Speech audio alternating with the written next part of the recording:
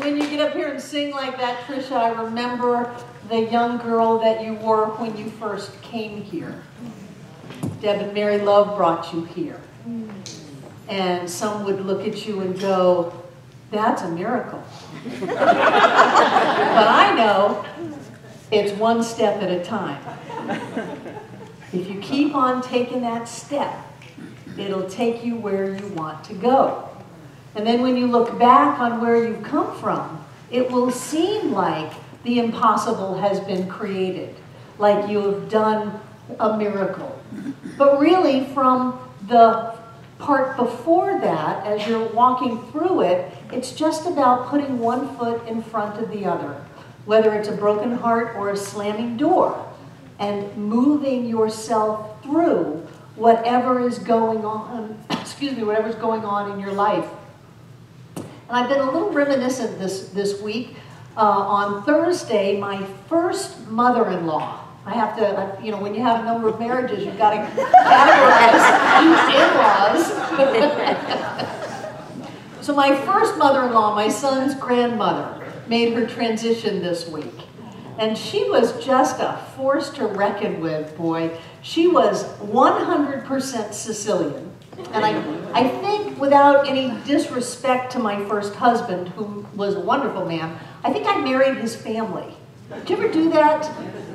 Because I came from a very conservative, lower middle class, blue collar, Methodist, very suppressed family. And I walked into this group of Italians, and my eyes were open. Not only was there food everywhere, but they were loud, and they just said whatever they thought. And it didn't matter if they got mad, it didn't matter if somebody else got mad back. They just put it all out there in a very loud, very chaotic kind of way, where you could feel underneath it all was deep love. Deep love. Laura, you know what I'm talking about. Yeah. And so I kind of attached myself to this woman when I was 15. And I would ride my bike over to her house and just talk to her.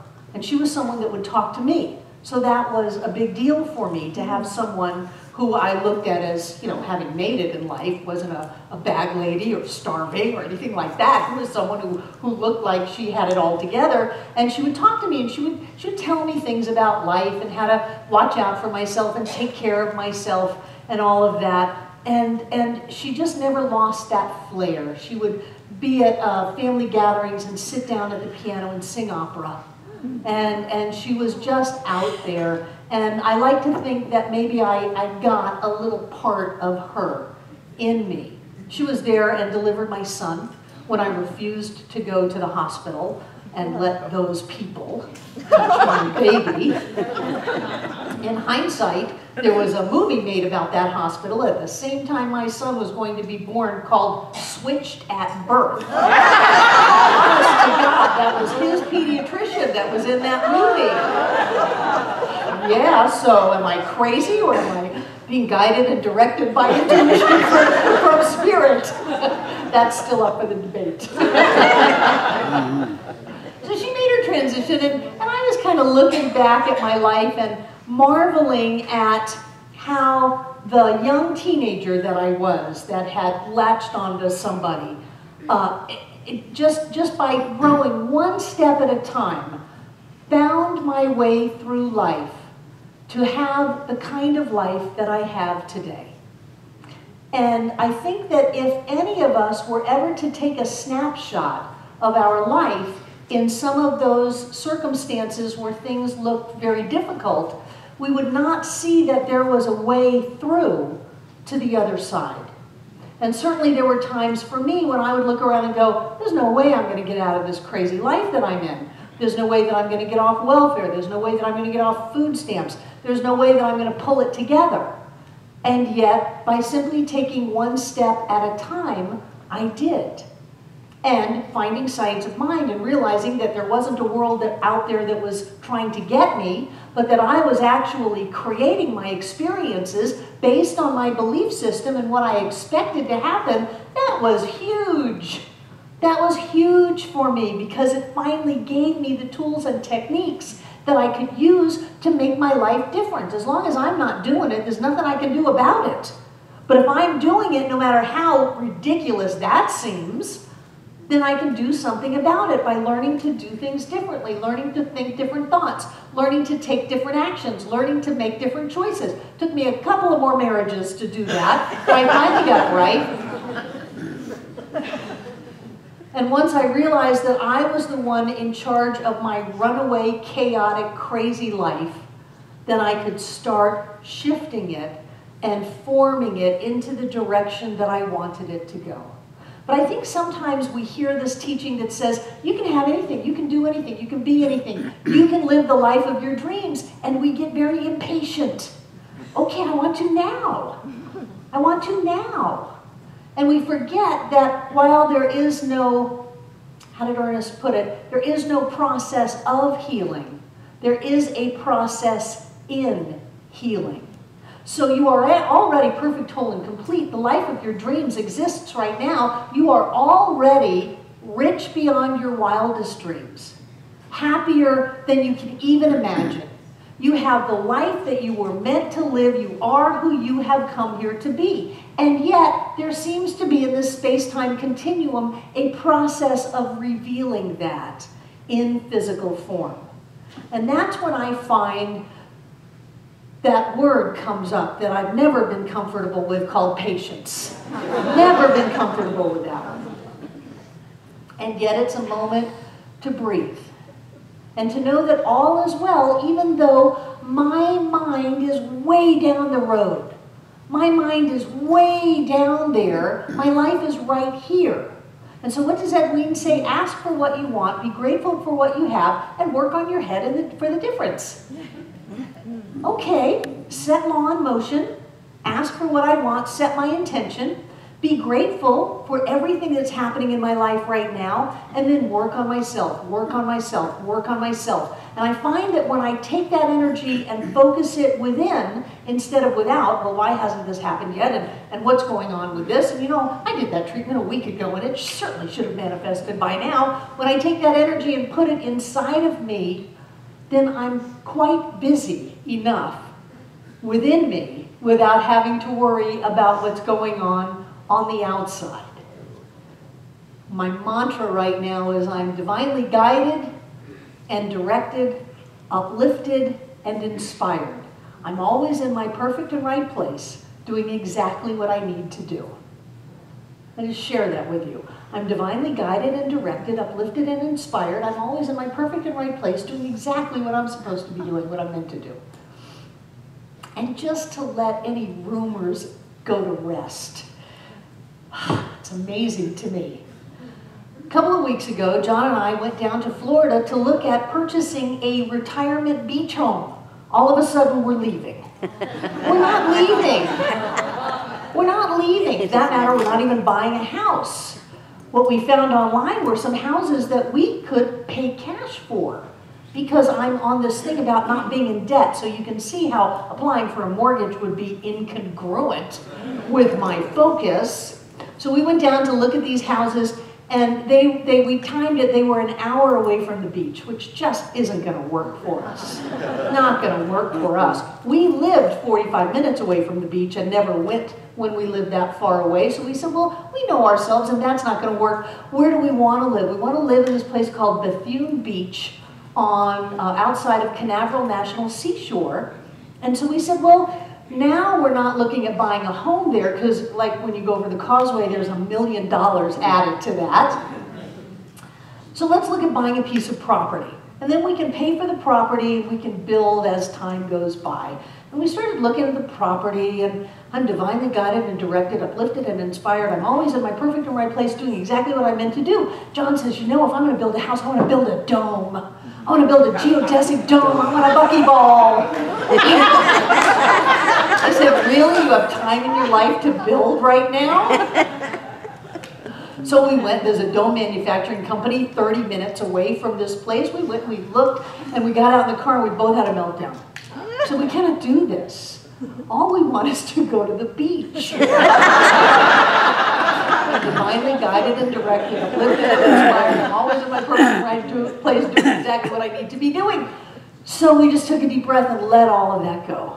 Knowing that wherever we are is our perfect and right place. But I know that there have been conversations, because it's come back to me over the last 2 weeks. John and I are not leaving. We're not leaving. You don't have to have abandonment issues come up. We're here. You're stuck with us. Yeah. But we do go to the beach. We go to the beach every 8 weeks. So we'll keep on going to the beach every 8 weeks. And we'll see what happens. But I have a belief that I live in an abundant universe where there is more than enough for all, so that I can have a house in the mountains and a house on the shore all at the same time.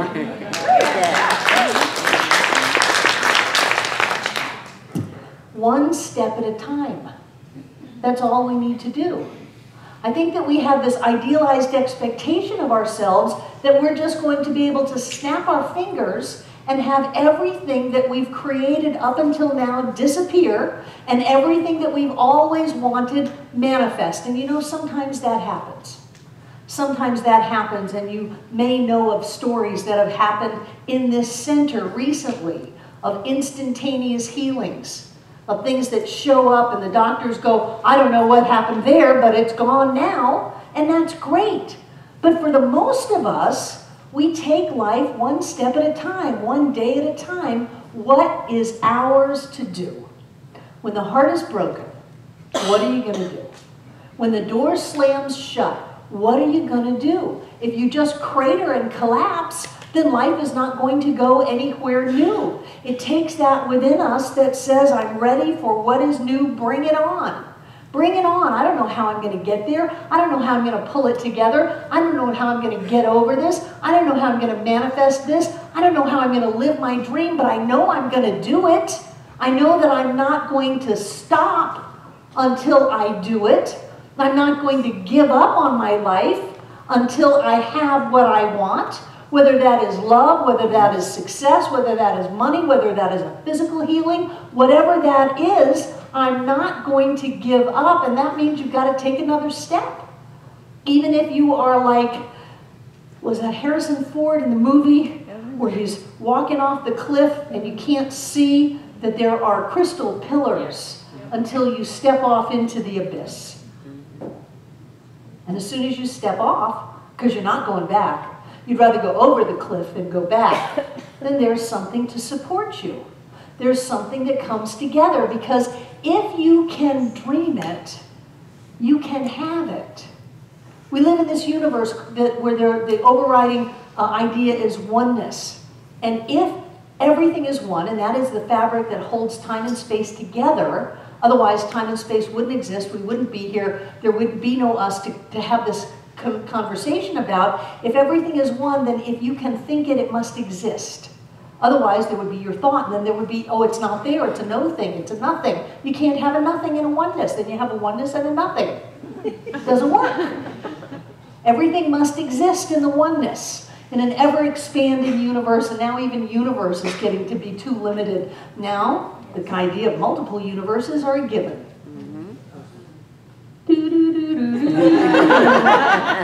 What does that mean? Does that mean that on this level, there's us, and then there's another level right where we are? Superimposed simultaneously? Is there another center for spiritual living with another you and another me? I don't know, maybe I'm out there and you're up here. All happening at the same time? Who knows? But if you can think it, you can have it. If you can dream it, you can be it, if you're willing to take a step. Well, I don't know what to do. I don't know if it's the perfect and right step. If you're stepping it, it's the perfect and right step. I don't know if I'm going to make a mistake. You can't make a mistake. You can't do anything wrong. You can't screw this up. You can slow it down, but that's all. And I think that maybe you've slowed things down long enough. Now you're ready to kick it into gear a little bit and go forward and watch how everything comes together to support you in manifesting what you want to have in your life, as long as you're willing to take another step. I look back at the kid that I was. I was 15 years old. I didn't have a clue. And yet I never would let life keep me down. I would never let my creations keep me down. And sometimes it felt very much like fighting and struggling and just refusing to give up. And that was all my creation too. But I was not going to give up. And if you're willing to see it through, whatever it is you're manifesting, then you're going to find on the other end something better than what you had before. If you just give in and give up, things will go backwards. You'll have the same marriage again. You'll have the same job again. You'll have the same life again.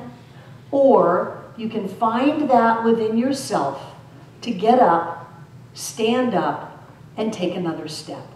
And people so often want the lottery ticket from the sky, you know, the skies opening and the beam of sunlight coming down and the blessing and everything being different. And really it's much more about the process of taking another step. But I guarantee you this, and I don't guarantee a lot, I guarantee you this, that if you continue to make a little bit of progress every day, your life will transform immensely. It may not seem obvious in the moment, but if you look back on the changes that you have made, you will see a huge difference in who you have become. Ernest says, if your life gets a little bit better every day, you're on the right track. And the only way it's going to get a little bit better is if you take another step. And so it is.